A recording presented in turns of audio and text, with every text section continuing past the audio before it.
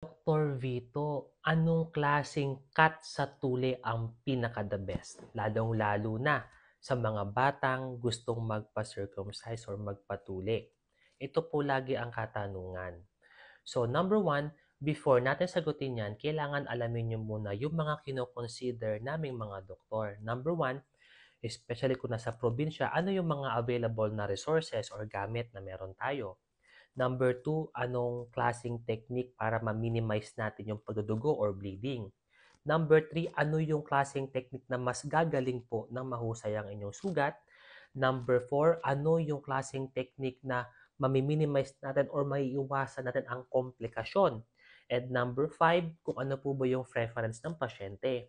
Kaya kung yan man po ay pokpok, German cat, Filipino cat, dorsal slit, ano man tawag niyo po dyan, ang pinakamainam po kapatid basta ma-expose or ma-remove yung skin,